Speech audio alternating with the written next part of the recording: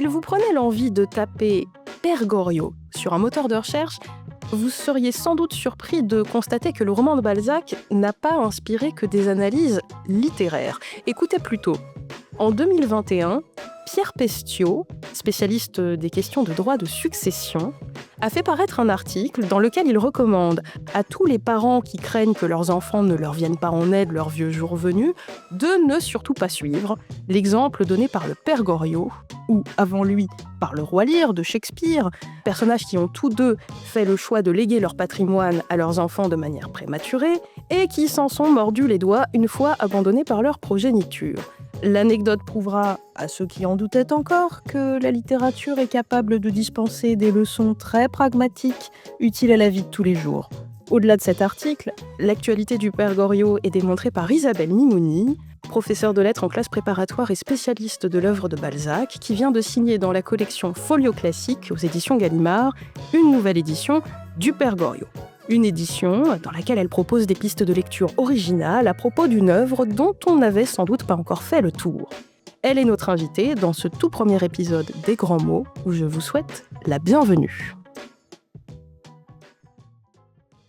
Alors Isabelle Mimouni, pour que nous puissions tous partir sur des bases de discussion saines, est-ce que vous pourriez nous rappeler à quand remonte la toute première publication du Père Goriot ? Alors, Balzac a écrit très rapidement le Père Goriot à la fin de l'année 1834 et c'est donc au tout début 1835 que paraît le Père Goriot, après les grands romans que sont Eugénie Grandet et La recherche de l'absolu, qui asseyent son succès en fait. Notre objectif au cours de cette émission, ça va être de comprendre pourquoi en 2025, donc si mes calculs sont bons, 190 ans après sa première publication, il est utile de rééditer une œuvre qui, on s'en doute, a déjà fait l'objet d'une quantité pléthorique d'éditions. On va tout de suite discuter de votre édition et de la manière dont elle dialogue avec celles qui l'ont précédée, ou bien s'y oppose d'ailleurs, c'est la rubrique mots croisés.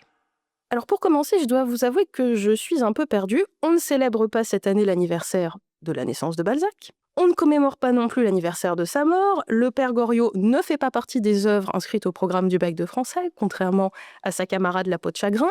Pourquoi diable, Isabelle Mimouni, cette nouvelle édition du Père Goriot ?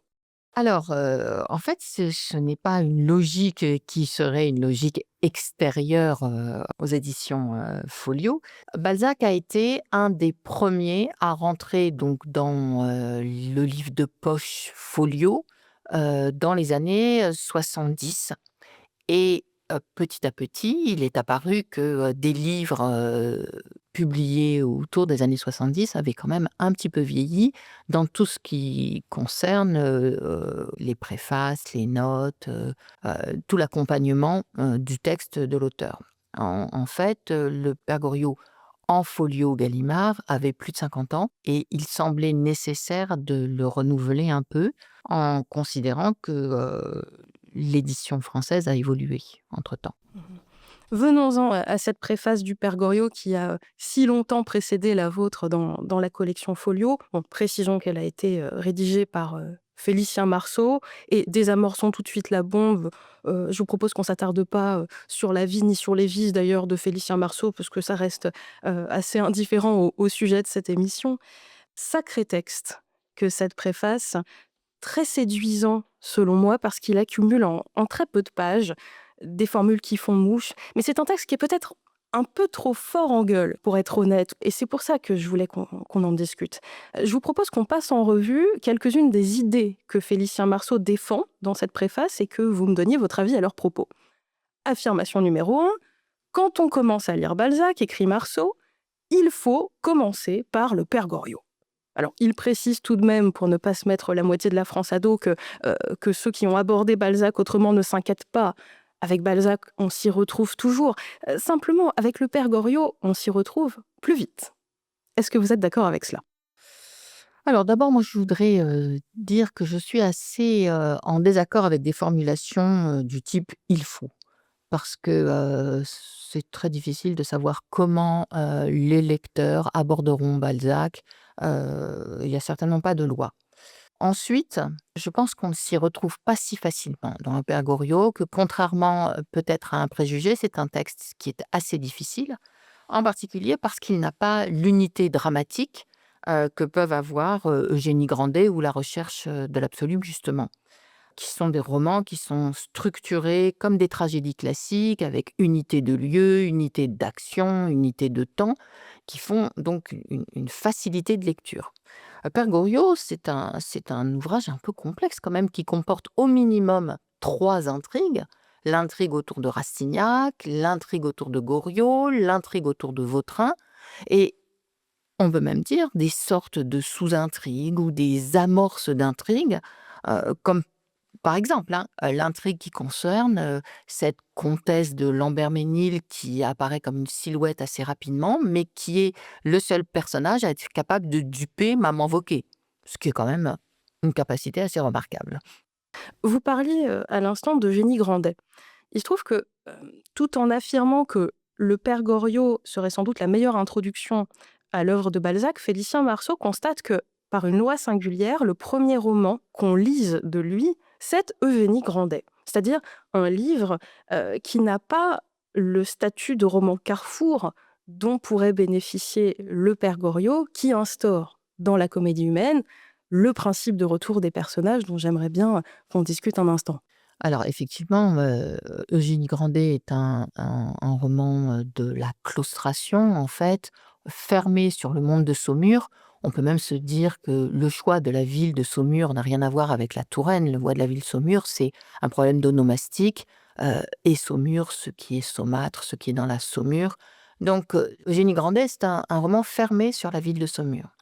Et puis, de manière, très, très remarquable, en 1835, Balzac va avoir cette idée enfin 34, va avoir cette idée du retour de personnage et on peut lire exactement sur le manuscrit l'endroit où il règne de Massiac, qui était le premier nom qu'il avait imaginé pour Rastignac et il introduit à ce moment-là Rastignac, reprenant le nom d'un personnage qui figurait dans La peau de chagrin et à partir de là, inventant cette idée du retour de personnage qui va faire la clé de l'œuvre de Balzac, qui n'est pas simplement une question de lecture avec des suites, comme on l'aura dans le roman feuilleton, mais de manière plus complexe, qui crée une sorte d'œuvre réticulaire dans laquelle on peut se promener en choisissant différents chemins. Mmh. Bah, je vous propose d'achever ce détour du côté de la préface de Félicien Marceau en évoquant justement la manière dont il décrit certains des personnages principaux du roman. Prenons par exemple le portrait qu'il brosse de Rastignac, qui est, rappelons-le à ceux de nos auditeurs qui auraient lu Le Père Goriot il y a très longtemps ou qui l'auraient pas lu, du tout d'ailleurs, c'est pas criminel, qui est un jeune provincial monté à Paris pour y faire son droit, comme on dit, avec à peine quelques sous en poche, alors qu'il rêve de fréquenter les femmes et les salons les plus huppés de la capitale.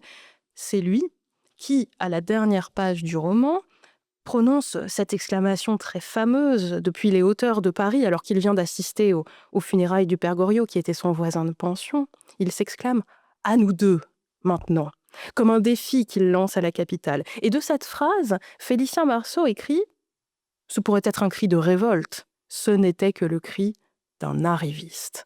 Mais si j'en crois votre édition, réduire le personnage de Rastignac à un opportuniste, et pire encore, à un opportuniste à la tête creuse, parce que c'est ça l'idée que défend Marceau, c'est injuste. Et c'est passer à côté du rôle narratif stratégique dont Balzac a investi ce personnage.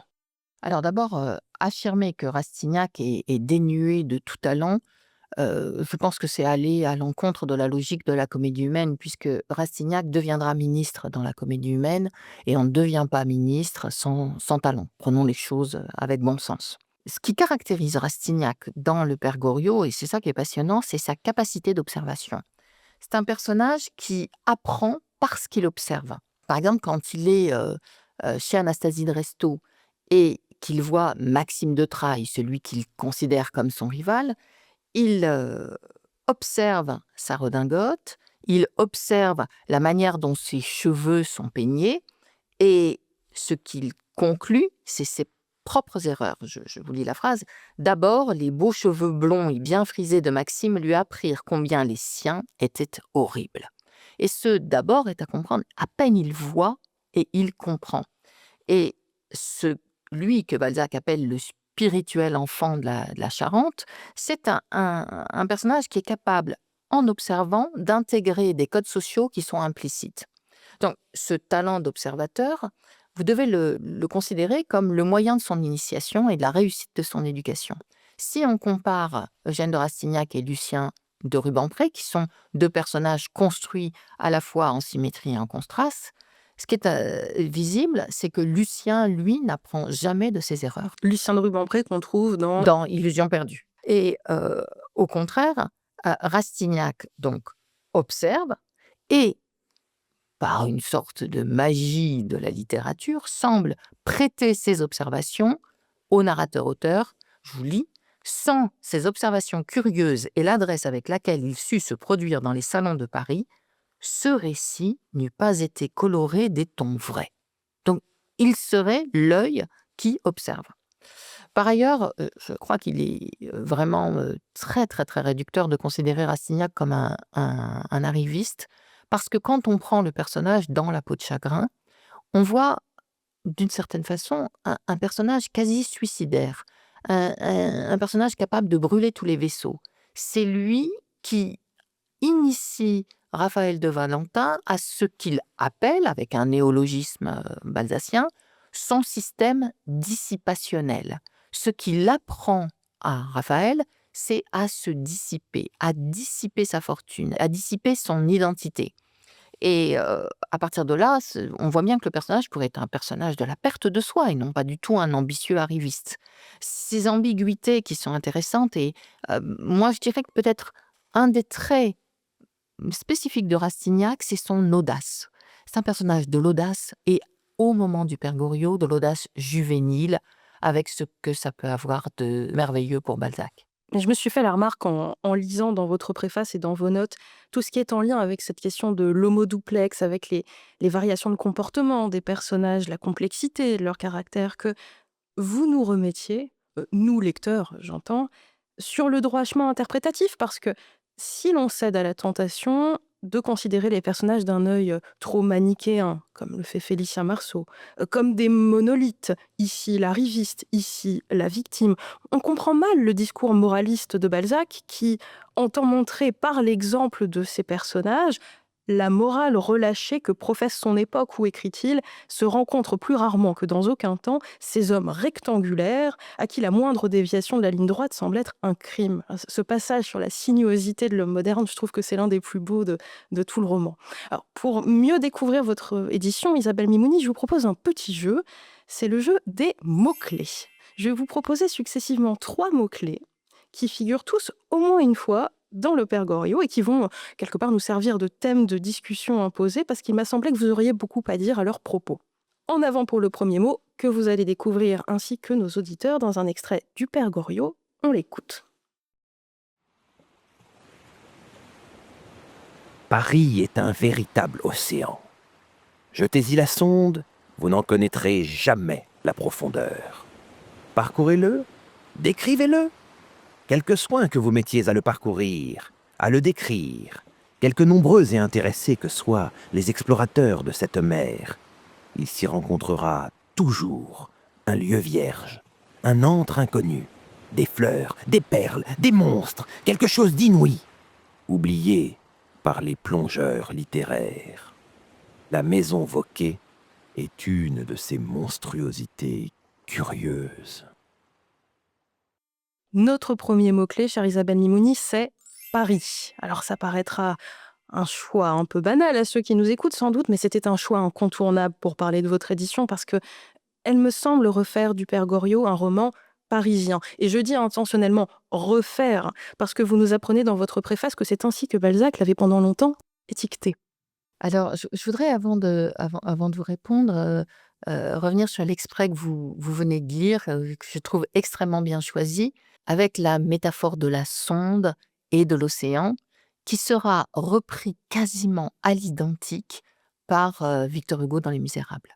Et ce sondeur, celui qui sonde cet océan de misère et de boue, c'est véritablement le Balzacien comme l'Hugolien. Alors oui, la comédie humaine est construite avec un premier ensemble qui sont les études de mœurs, un deuxième les études philosophiques et un troisième les études analytiques. Et dans les études de mœurs, Vous avez aussi bien des scènes de la vie privée, de la vie de province, des scènes de la vie parisienne. Et pendant très longtemps, Balzac a considéré que le Père Goriot était une scène de la vie parisienne. Et puis, dans son dernier catalogue, en 1845, il le fait bouger et le fait glisser dans les scènes de la vie privée. Alors, il faut d'abord souligner que c'est loin d'être rare de la part de Balzac. La recherche de l'absolu, par exemple, est devenue une étude philosophique, mais elle a été longtemps une étude de mœurs, et on peut tout à fait effectivement considérer qu'elle nous permet de rendre compte des mœurs de la Flandre. Donc, oui, le Père Goriot est une scène de la vie parisienne. Le roman commence, comme de si nombreux romans alsaciens, par une description De la ville. de la ville. Et outre la description de la ville, la description de la pension sur laquelle on reviendra peut-être parce qu'elle est essentielle, il y a aussi toute une série de parcours. Et ces parcours sont à observer en réfléchissant véritablement sur ce qui en fait l'intérêt. Si on regarde attentivement le parcours essentiel dans le Père Goriot, vous avez un début qui se fait sur la colline de la montagne Sainte-Geneviève, c'est-à-dire la colline du Panthéon, et on aboutit à la colline du Père-Lachaise. Or, il faut avoir conscience qu'au XIXe siècle, quand les arbres n'avaient pas encore poussé, quand vous vous mettiez dans le Père-Lachaise, sur l'allée des Maréchaux, et que vous regardiez face à vous, qu'est-ce que vous aviez face à vous? Vous aviez le Panthéon. Et c'est une époque où, là aussi, il faut se remettre dans ce temps, c'est une époque où David d'Angers, le sculpteur qui est le grand sculpteur de la première partie du XIXe siècle, venait de sculpter le fronton du Panthéon aux grands hommes, la patrie reconnaissante. Et ces grands hommes, ils sont au Panthéon pour les anciens et au Père-Lachaise pour les nouveaux. Père-Lachaise qui devait devenir le grand cimetière de la nation et de Paris. Donc en fait, ce qui est important, c'est que on voit que celui qui sera le grand homme de la comédie humaine, Rastignac, fait un parcours qui le mène d'une colline à une autre colline. Je pense que ça, c'est quelque chose de symboliquement important. Cette scène de la vie parisienne que raconte le Père Goriot, vous avez décidé de la mettre en avant jusque sur la couverture de votre nouvelle édition, qu'on va essayer de glisser d'une manière ou d'une autre sur les plateformes d'écoute de cette émission pour que nos auditeurs voient de quoi nous sommes en train de parler. Est-ce que vous pourriez nous raconter l'histoire de cette illustration? Alors, ça part d'abord d'une découverte. La découverte d'un, pour moi, un extraordinaire artiste qui s'appelle Sergio Birga, qui a été un élève d'Autodix, qui est décédé il y a 2 ou 3 ans, qui a même pu faire ses dernières œuvres en représentant le Covid, en représentant les hôpitaux du Covid avec un mode très expressionniste. Alors, on pourrait parler aussi d'une sorte de réalisme merveilleux dans les thématiques et d'expressionnisme dans la facture pour laquelle il opte. Sergio Birga a fait de nombreuses représentations de Paris, et en particulier du Trou des Halles. Ces représentations datent de la période où les halles ont été détruites et vous avez en particulier de très très belles représentations de l'église Saint-Eustache qui nous intéressent pour le roman. J'ai découvert par hasard, en passant rue du Temple, une galerie qui s'appelle la Galerie Saphir qui expose Sergio Birga. Et la coïncidence est assez plaisante parce que un des premiers lieux qu'a habité la famille Balzac quand ils sont arrivés à Paris depuis la Touraine, c'est la rue du Temple. Et pas très loin d'où est exposé Sergio Birga. Donc il y avait ce côté-là qui m'a touchée. Et puis, quand on a réfléchi sur la couverture, si je peux en parler, avec mon éditrice Blanche Cerchiglini, évidemment, vient vite la question: qu'est-ce qu'on représente? Alors moi, j'étais peu désireuse d'avoir une représentation d'un vieil homme, d'un Père Goriot. Oui, c'est le choix qu'ont fait, beaucoup d'éditeurs. En fait, ce que je vous propose, c'est qu'on examine votre couverture en la comparant avec, un panel d'autres couvertures du Père Goriot. Il y en a 8 au total, en plus de la vôtre, toutes maisons d'édition confondues, pour ne pas faire de jaloux.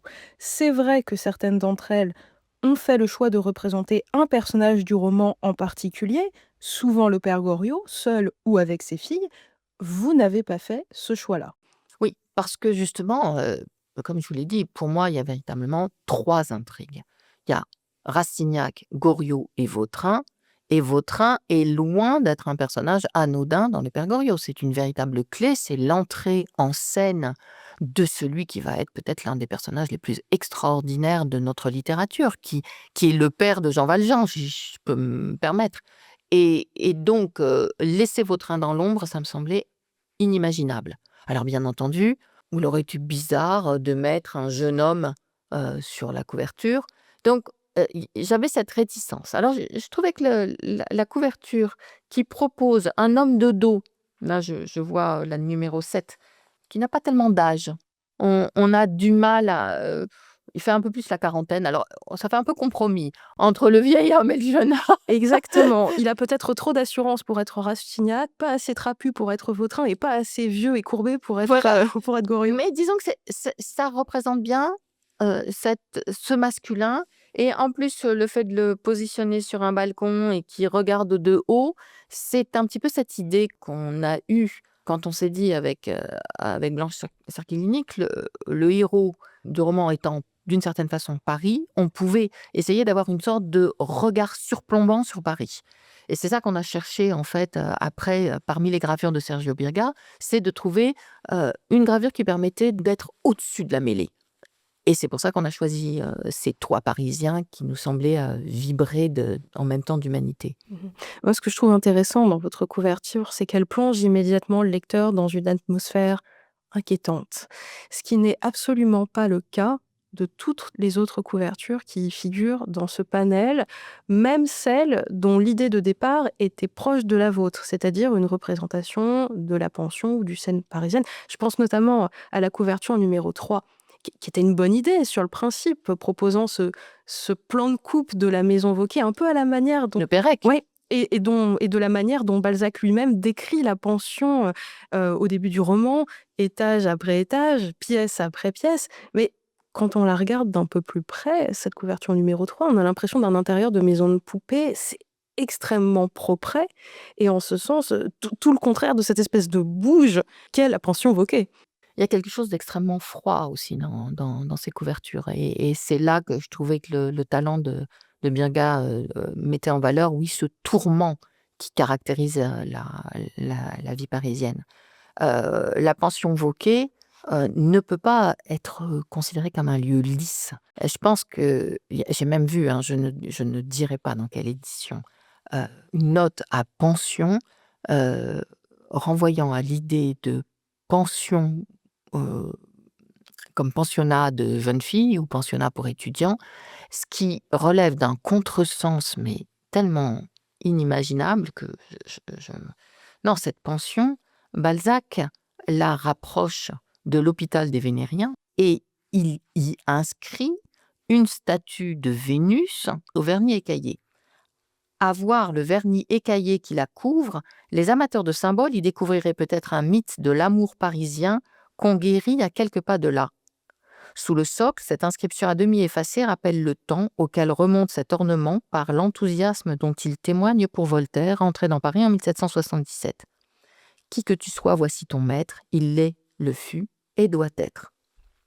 Alors, honnêtement, comment avoir les clés pour interpréter la présence de cette statue quand on n'a pas un appareil de notes assez conséquent? Franchement, il faut savoir, et Balzac le sait parce qu'il a de très grandes connaissances sur Voltaire. Son père était un grand amateur de Voltaire et avait l'œuvre complète dans sa bibliothèque. Voltaire a été atteint de petite vérole. Il a été soigné de façon assez miraculeuse. Et pour remercier Jean-René de Longueuil qui l'avait accueilli pendant sa maladie, il a écrit quelques vers qui sont des vers qui concernent donc la petite vérole. Et cette statue de Vénus dont le vernis est écaillé, c'est une statue vérolée. Mademoiselle Michonneau, qui est le personnage, le pendant de Poiré sur laquelle je suppose qu'on reviendra, s'appelait dans la première version Mademoiselle Vérolot. C'est un monde vérolé et la pension est l'expression de cette corruption et son odeur nauséabonde rend compte de cette corruption. Il faut donc choisir quelque chose qui laisse imaginer un lieu tourmenté, possiblement corrompu, et certainement pas quelque chose de propre et lisse comme une maison de poupée.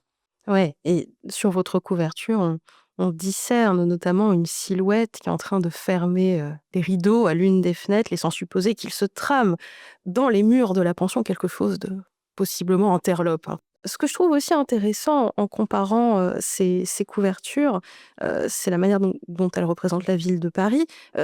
Pour revenir à la numéro 7, on ne l'a pas encore dit, ce n'est évidemment pas un dessin qui a été fait pour l'occasion, c'est une toile de Caillebotte, L'homme au balcon. Moi, ce qui m'interpelle, c'est cette sorte de duvet vert impressionniste qui est formé par le haut des arbres plantés sur le boulevard. Ça permet presque de s'extraire d'une représentation réaliste de la ville, comme d'ailleurs c'est le cas dans la couverture de votre édition. Oui, alors évidemment, vous posez la question du réalisme. Balzac est-il un écrivain réaliste? Alors, il faut savoir que Balzac ne s'est jamais pensé comme réaliste. Le terme lui est accolé a posteriori. Bien sûr, c'est un écrivain du réel, bien sûr. C'est un écrivain qui rend compte du réel, mais qui n'a absolument pas peur ni du fantastique, ni du merveilleux. La peau de chagrin est un conte fantastique, et d'une certaine façon, euh, le Père Goriot va comporter des éléments qu'on pourrait considérer comme relevant de l'ordre du merveilleux. Voilà, ça se devine sur votre couverture à ce nuage touffu qui pourrait faire penser à un début de cyclone et à cette chape de nuages blancs juste au-dessus des toits. Cette forme ondoyante dont on se demande si elle va pas submerger la ville. Et après tout, l'hypothèse ne serait pas folle dans la mesure où on l'a entendu tout à l'heure, Paris Est est un un océan. océan, selon Balzac. Et je voudrais justement qu'on parle des modalités de cette exploration océanique. Dans votre préface, vous écrivez que dans Le Père Goriot, il faut regarder la ville avec deux instruments. D'une part, avec la loupe de l'archéologue en quête de petits faits vrais, concrets et probants, et d'autre part, avec les binocles épais du scoliaste qui interprète les formules d'un texte qui se prête à la lecture allégorique. Alors oui, et c'est ça qui est particulièrement difficile, c'est qu'on a un réalisme qui est lié, je pense, aux pratiques initiales de Balzac. Balzac a fait des études de notaire, et quand il a fait ses études de droit, une des choses qu'il apprend, c'est ce qu'on appelle l'architectonographie. Alors c'est une science qui n'existe plus, tout simplement parce que nous avons à présent la chance d'avoir des photos. Les notaires qui devaient faire un inventaire, qu'est-ce qu'il leur fallait? Il leur fallait un protocole de description précis et sur lequel tout le monde s'accorde. Ce protocole, Balzac, en fait, le reprend à son compte et l'introduit à l'intérieur d'un système romanesque, pardon, et c'est ça qui est impressionnant. Quand vous avez un texte qui décrit une maison, vous êtes locataire ou vous êtes propriétaire, les deux personnes signent, c'est ce qu'on appelle un acte synalagmatique, et ce qui est écrit vaut vérité. Si des fois vous avez une fissure et qu'elle n'a pas été écrite, la fissure n'existe pas. Or, tout le monde s'accorde sur le fait que ce type de texte est un texte donc qui rend compte à la vérité du réel. C'est-à-dire que en choisissant une forme qui est cette forme empruntée au protocole lié à une connaissance du droit, Balzac va créer le faux vrai. Alors, on parle de la modernité de Balzac, elle est essentielle à l'heure actuelle, à l'heure des fakes, à l'heure où on doit toujours s'interroger sur en quoi une forme peut donner l'impression de la vérité tout en étant en réalité œuvre de fiction. Balzac nous interroge là. Et c'est pour ça que je pense qu'il est inutile d'aller chercher ni la pension invoquée dans la rue, ni... Elles n'existent pas, elles sont le fruit du texte. Mais elles donnent cette impression de vrai parce qu'on a des descriptions qui sont inscrites dans un genre très particulier, donc issu de l'architectonographie. Alors vous me posiez la question Des deux des deux instruments avec instruments. Donc lesquels regarder Paris, on a la loupe de celui qui doit regarder tous les détails, selon la méthode que vous venez selon d'exposer. la méthode que je viens d'expliquer. Et puis d'autre part, pourquoi les binocles du scoliaste? Parce que Balzac ne va pas s'arrêter à un monde qu'on regarderait sans chercher à l'interpréter. Au tout début de la Maison du chat qui pelote, il nous présente une maison. Alors, Maison du chat qui pelote, pardon, c'est le premier texte de la Comédie humaine. C'est l'œuvre qui ouvre la Comédie humaine et qui devrait être la porte d'entrée de la comédie humaine plutôt que le Père Goriot, comme nous le disait Félicien Marceau tout à l'heure. Bon, donc, dans l'incipit de la Maison du chat qui pelote, il fait une description de maison. assez similaires à celles qu'on aurait ici. Et il explique que sur la façade, il y a des hiéroglyphes. Les hiéroglyphes, on est au tout début du 19e siècle, ils n'ont pas encore été déchiffrés. La pierre de Rosette vient juste d'être déchiffrée. Et donc, ce qui est essentiel, c'est que celui qui regarde, le flâneur, parce que c'est un personnage clé de la comédie même, le flâneur qui se promène et qui regarde doit observer attentivement, puis déchiffrer et passer à l'interprétation de ces hiéroglyphes. Mais il y a un mot dans Le Père Goriot qui est employé plusieurs fois au début du roman et qui me semble contenir à la fois cette donnée scientifique et cette donnée symbolique, c'est le mot de vallée, que vous commentez d'ailleurs, je crois, en note. Effectivement, c'est parce que, il s'agit de la vallée de larmes.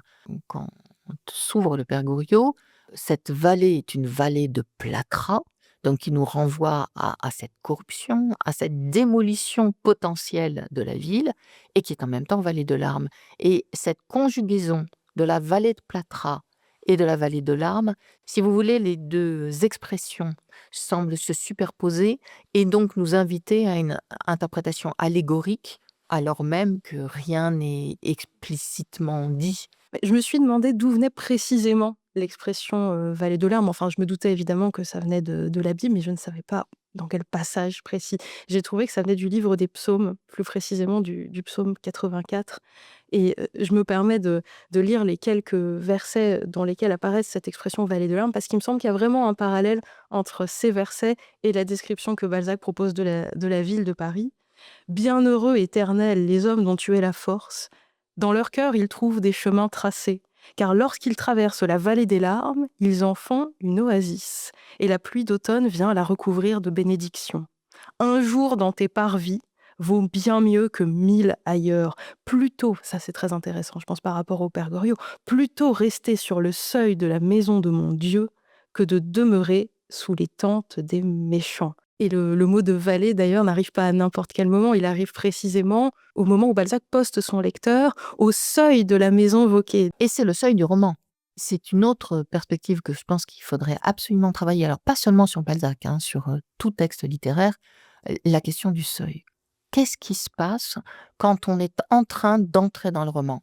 Et d'ailleurs, le statut du texte qui sert d'incipit est un statut très particulier parce que il est à la fois il commence à poser le lieu de l'action, la date, les personnages, hein, on a les premières phrases, mais en même temps, on est encore un petit peu dans une sorte de texte préfaciel qui nous explique que nous tenons un roman entre les mains. Et c'est donc un lieu d'interstice, de seuil, et je pense que Balzac est parfaitement conscient de la manière dont il va nous faire glisser doucement à l'intérieur de l'univers romanesque. Maintenant que ce décor fétide est planté, on va pouvoir s'intéresser plus précisément au portionnaire de la maison Vauquer. Et pour ce faire, je vous propose qu'on discute autour d'un nouveau mot-clé, c'est le mot toutou. Alors, c'est un choix qui évidemment paraîtra plus surprenant que le choix du mot précédent. Et d'ailleurs, le mot toutou n'apparaît qu'une fois au cours du roman. Contrairement à celui de chien, dont on trouve des occurrences très nombreuses. Je crois que c'est l'une des choses qui m'a le plus marquée lors de ma relecture récente de l'œuvre, c'est que les chiens pullulent partout. Mais il m'a semblé qu'avec toutou, on touchait du doigt un point d'analyse qui était plus intéressant. Parce qu'un toutou, bon, c'est un chien certes, mais c'est un chien qu'on aime bien, qui est capable de nous apitoyer, de nous faire pardonner ses bêtises, ses débordements d'énergie. Le Père Goriot ne serait-il pas le toutou par excellence? On va en discuter après avoir écouté un extrait d'une adaptation télévisuelle du roman qui date de 1972 et qui avait été réalisée à l'époque par Guy Jaurès. On y entend le Père Goriot expliquer à son voisin Rastignac les ruses dont il fait preuve pour croiser dans la rue ces 2 filles adorées chez lesquelles il n'est plus reçu depuis longtemps. Cœur me bat quand la voiture arrive. De loin, j'admire leur toilette. Elle me lance au passage un petit rire qui me dore la nature comme s'il tombait des rayons de soleil. Et je reste, parce qu'elles vont revenir, alors je les vois encore. L'air leur a fait du bien, elles sont roses. J'entends dire autour de moi, « Ouh, jolie femme !» Alors, ça me réjouit le cœur. J'aime... Oh, j'aime les chevaux qui les tirent. Je voudrais être le petit chien qu'elles tiennent sur leurs genoux.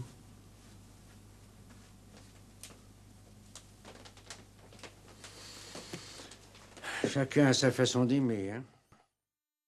Le mot est lâché. Je voudrais être le petit chien qu'elles tiennent sur leurs genoux, dit le père Goriot, interprété ici par Charles Vanel. Dans votre édition, Isabelle Mimouni, vous nous apprenez que cette idée d'un personnage canin trottait dans la tête de Balzac dès les balbutiements de son projet d'écriture.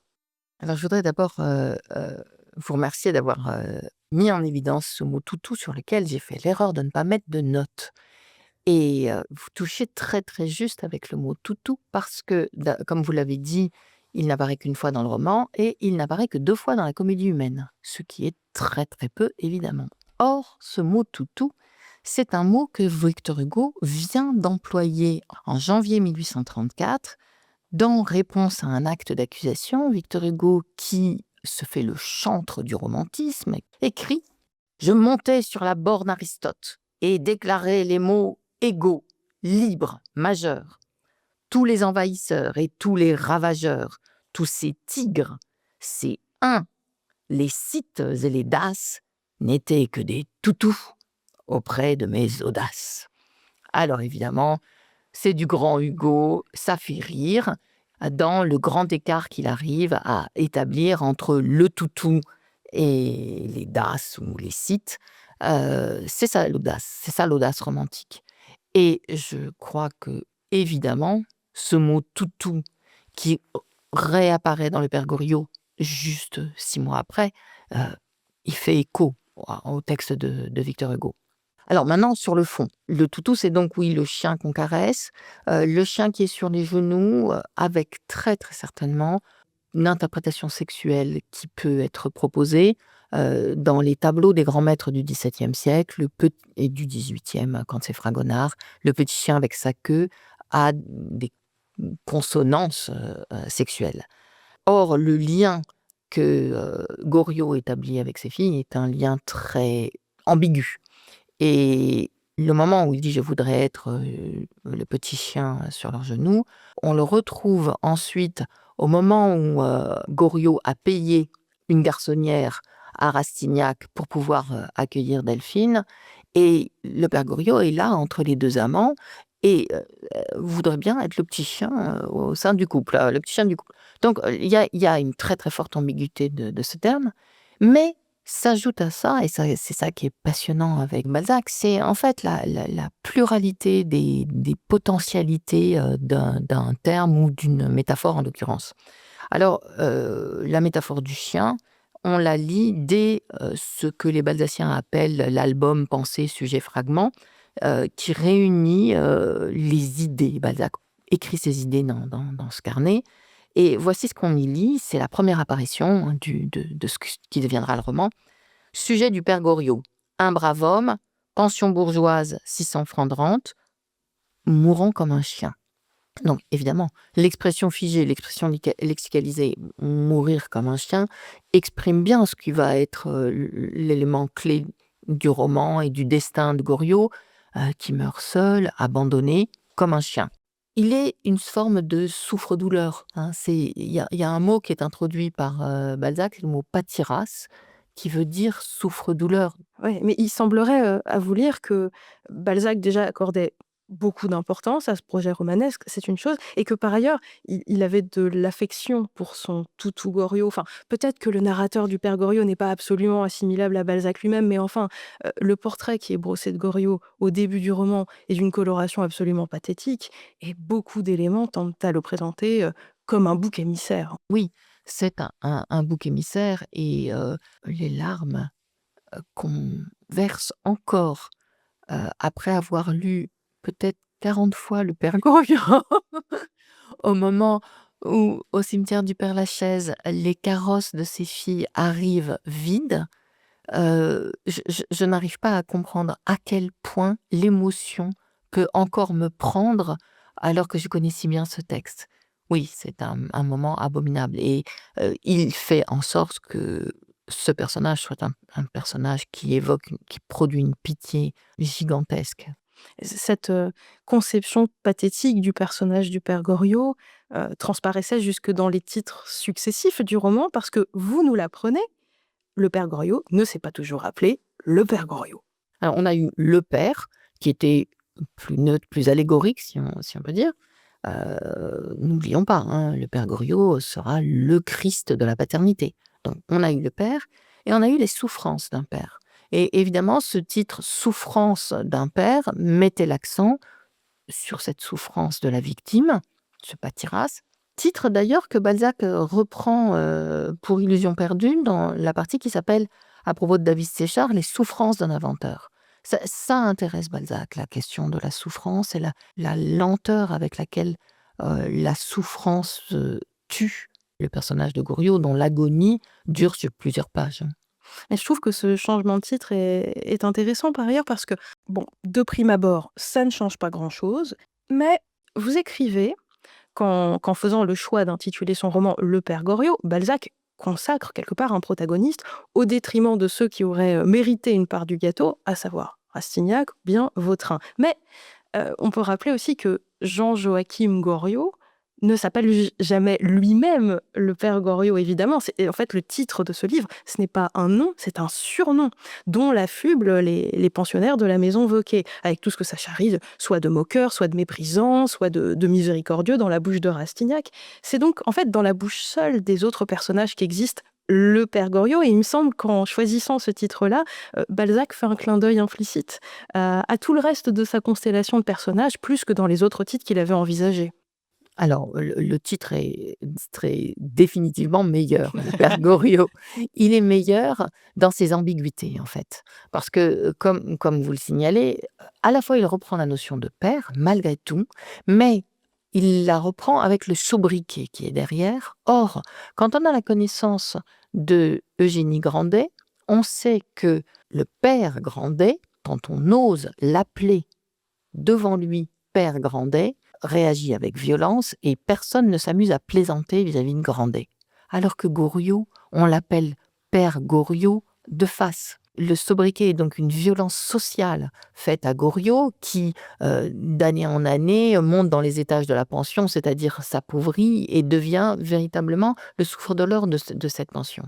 Et vous y ajoutez quelque chose qui est, là encore, passionnant. Alors Goriot, on fait attention au suffixe, ot, qui est un suffixe diminutif, et donc qui nécessairement, là aussi, a quelque chose d'un petit peu dévalorisant. Qui existait déjà dans Grandet. Bien sûr, Ouais. mais Grandet, il est grand Et et petit. petit à la fois. Et une des variantes du texte, on voit que Balzac a rayé, nous révèle qu'en fait, il a joué avec l'expression «le compère Loriot». C'est un père, c'est un compère, et qu'est-ce que c'est qu'un compère Loriot? C'est quelque chose c'est une petite Un abcès. un abcès qui fait pleurer. D'ailleurs, la question des larmes permet à Balzac d'introduire en français le mot larmier. C'était un mot qu'on employait dans la langue vétérinaire, et il crée donc en anatomie humaine cette petite entrade de l'œil qui fait pleurer. Donc sur la dimension pathétique du père Goriot, vraiment se joue dans ce compère Loriot à la fois la misère de Goriot, le ridicule, la violence de la société qui insulte, et le cœur, les larmes que nous fait verser Goriot. Et peut-être aussi une forme de malpropreté, parce que je me suis demandé dans quelle mesure Goriot, ça ne venait pas de gore, en ancien français, le goret, petit porc, ouais. petit porc. Alors, cette forme de malpropreté, je pense qu'il faut l'avoir en tête. Il y a quelque chose d'avili et de malpropre, qui serait peut-être le signe de la vieillesse aussi. Et c'est pour ça aussi que certaines couvertures ne peuvent pas convenir. Il faut qu'il y ait une déchéance du personnage. Et je suis complètement d'accord avec l'idée que Goret puisse être sous-jacent dans Goriot.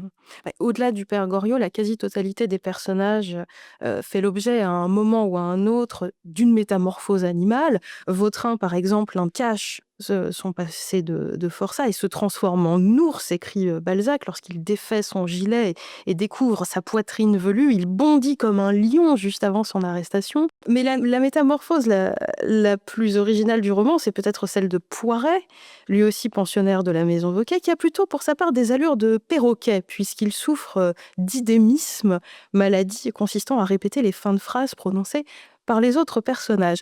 Écoutez plutôt comment Balzac, par ses talents de description, parvient à donner des couleurs à un homme un peu pénible et très banal. Chacun comprendra mieux l'espèce particulière à laquelle appartenait Poiret dans la grande famille des Niais, après une remarque déjà faite par certains observateurs, mais qui, jusqu'à présent, n'a pas été publiée. Il est une nation plumigère, serrée au budget entre le premier degré de latitude, qui comporte les traitements de 1200 francs, espèce de Groenland administratif, et le troisième degré, où commencent les traitements un peu plus chauds, de 3 à 6 000 francs. Un des traits caractéristiques qui trahit le mieux l'infirme étroitesse de cette gent subalterne est une sorte de respect involontaire, machinal, instinctif, pour ce grand lama de tout ministère, connu de l'employé par une signature illisible et sous le nom de « Son Excellence Monseigneur le Ministre », 5 mots qui équivalent à l'île Bondokani du calife de Bagdad et qui, aux yeux de ce peuple aplati, représente un pouvoir sacré sans appel. Aussi, M. Gondureau, qui paraissait se connaître en homme, distingua-t-il promptement en Poiret un de ces niais bureaucratiques et fit-il sortir le Deus ex machina, le mot talismanique de son Excellence, au moment où il fallait, en démasquant ses batteries, éblouir le Poiret, qui lui semblait le mâle de la Michonneau, comme la Michonneau lui semblait la femelle du Poiret. Bien, Isabelle Mimouni, il y a énormément de choses à dire à propos de ce texte. Déjà, il y a peu de pages aussi drôles et grinçantes dans tout le roman, et en même temps, on y touche à un point très sérieux, parce que ce portrait de Poiret illustre pour partie le projet scientifique que porte Balzac dans le Père Goriot et dans la comédie humaine de manière plus générale, que vous rappelez dans votre édition. Alors, on le voit ici dans ce qu'on pourrait appeler une sorte de physiologie de l'employé qu'il réalise. On voit la façon dont les sciences naturelles ont influencé Balzac, et dans l'avant-propos de la comédie humaine, il le dit très clairement, c'est le modèle, en soulignant que lui a plus de travail que le naturaliste, puisque dans les espèces qu'il doit traiter, il faut toujours bien distinguer le mâle et la femelle. Donc là, les termes, évidemment provocateurs, sont une façon très claire de renvoyer à ce projet naturaliste. Par ailleurs, il aime à faire des comparaisons animales. Alors, on vient de le voir avec le chien, et Poiret est comparé à toute une série d'animaux. Ce qui est un signe étonnant, c'est que ce sont des animaux assez incohérents. Il est comparé à un dindon, à un perroquet, à un âne, à un raton. Mais je pense qu'on a un petit détail dans le premier portrait qui est très intéressant.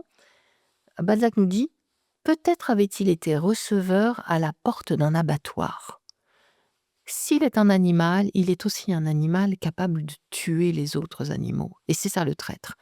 Poiret, c'est une figure de traître, et c'est une figure de traître dans un monde où finalement il va être dédouané de sa traîtrise, puisqu'il n'est que le maillon d'une administration qui fonctionne en annihilant les consciences. Et on a l'impression que Balzac, avant Kafka, comprend à quel point la machine administrative fait œuvre d'élimination des gens. C'est vraiment étonnant comme texte pour un texte du 19e siècle. Alors, ma chère Isabelle Mimouni, pour continuer cette discussion, je vous propose de revenir à des choses graves, car le dernier mot que je voudrais vous proposer, c'est le mot coup. C-O-U-P-S. Alors, à propos de ce thème des coups, vous tenez un discours qui est très original et qui nous renouvelle, je crois, de manière définitive le regard que l'on porte sur ce roman. En parallèle de votre nouvelle édition, vous venez de faire paraître dans la revue Commentaire, on mettra le lien en description, un article intitulé «Bienvenue dans un monde de brutes», dans lequel vous soulignez l'immense violence qui émane du tableau parisien que brosse Balzac dans Le Père Goriot, et notamment l'immense violence qui émane de Goriot lui-même. Dimension du personnage qui a été souvent assourdie par la critique, qui s'est trop attardée à ne voir en lui que le toutou dont nous parlions tout à l'heure. Alors, effectivement, on l'a dit, hein, on pleure, il est la victime. Mais quand on regarde précisément le texte, et puis qu'on le regarde en réfléchissant à cette loi de l'homo duplex que Balzac nous donne lui-même, quand on regarde précisément le texte, on découvre que le passé de Goriot est loin d'être aussi tranquille qu'on pourrait l'imaginer. D'abord, il est fait allusion à sa fameuse tape meurtrière. Alors, là, quand même, l'adjectif meurtrière nous laisse perplexes. Donc, c'est un homme qui a frappé et qui a donné des coups meurtriers. On découvre aussi que c'est un personnage qui était président de section. Alors, pour nous, président de section, on ne fait pas attention, mais de quoi s'agit-il si on regarde d'un peu près? Un président de section, ça veut dire que pendant la Révolution, et en particulier pendant la Terreur, il était à la même place que Robespierre. Lui, à la section de la halle au blé, quand Robespierre sera à la section des piques. Donc, il y a quand même une proximité. Et d'ailleurs, dans le roman, il est appelé le vieux 93. Et puis vous continuez comme ça, et pendant son agonie, vous l'entendez qui affirme qu'il va aller tuer ses gendres, puisque ses gendres lui ont pris ses filles. « Je veux mes filles, je les ai faites, elles sont à moi », nous dit-il. Et non seulement il s'apprête à les assassiner, mais il veut les écraser comme des punaises. Il emploie la même expression que Vautrin. Et sans remords, visiblement. Donc le personnage a un potentiel de violence et de noirceur qu'il faut absolument percevoir.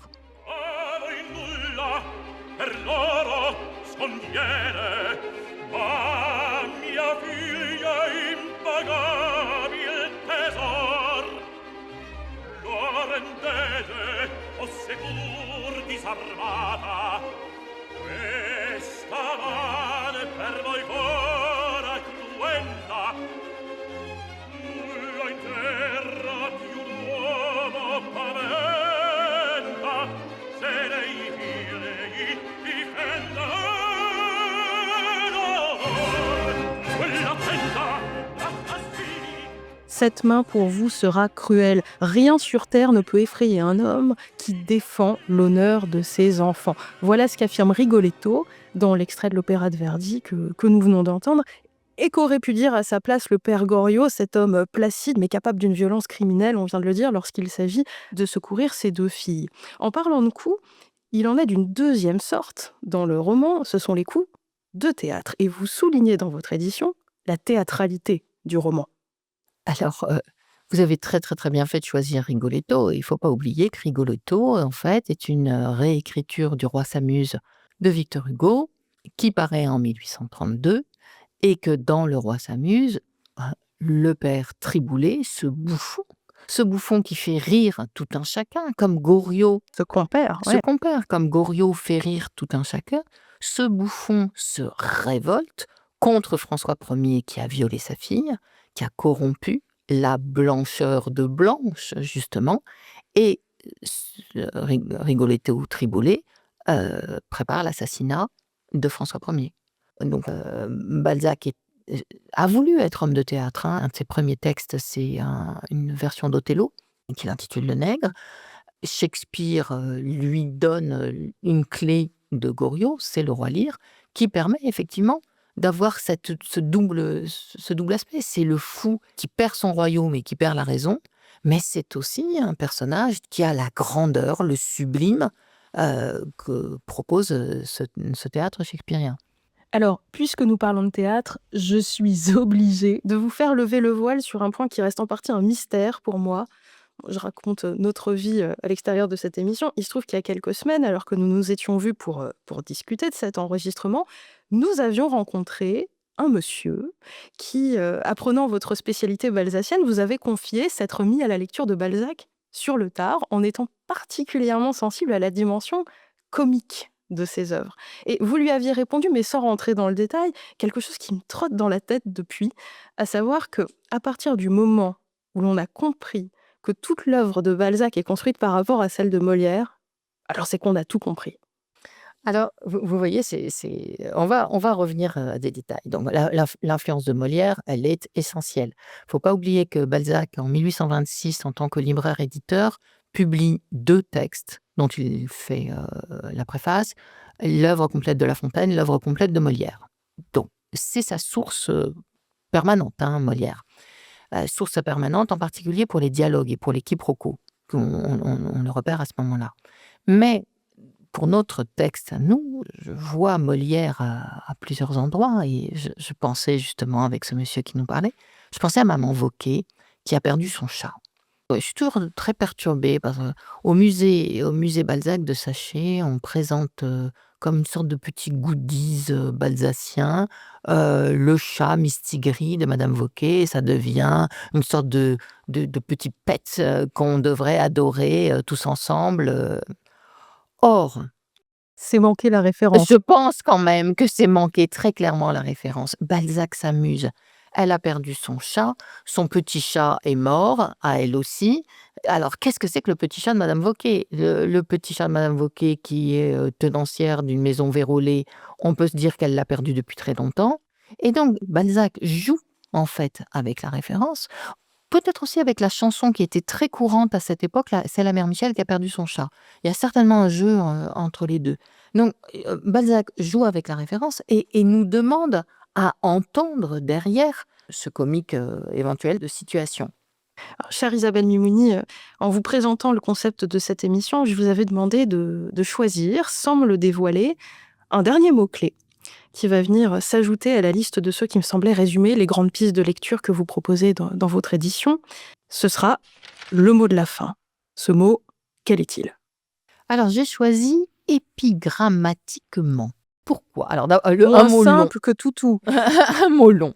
Pourquoi? Parce que justement, d'abord, c'est un néologisme. Et je voulais montrer comment Balzac est un créateur de mots. Donc, un adverbe construit sur le mot épigramme. L'épigramme est une des clés de l'œuvre de Balzac. Dans Illusion perdue, il en donne une définition. Il explique que l'épigramme est composé comme un poignard d'une poignée qui est ciselée et d'une lame.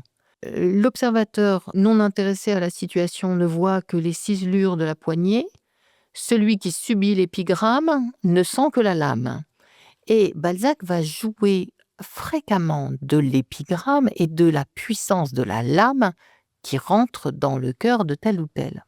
Or, dans l'épisode dont nous parlions tout à l'heure, au moment où justement ce nom de Massiac est rayé pour devenir Rastignac, la perfide duchesse de Langeais explique à Rastignac que ce Loriot, Moriot, Goriot a été reçu à la cour et que Louis XVIII a fait une épigramme. Alors effectivement, Louis XVIII était célèbre pour ses épigrammes et c'est intéressant de voir que la figure de Louis XVIII est respectée. Or, cet épigramme de Louis XVIII, c'est il reçoit un pâtissier et un vermicelier, puisque Goriot est vermicelier, et il leur dit en latin, langue qu'ils ne comprendront certainement pas, que ces deux gens sont eiusdem farinae, de même farine.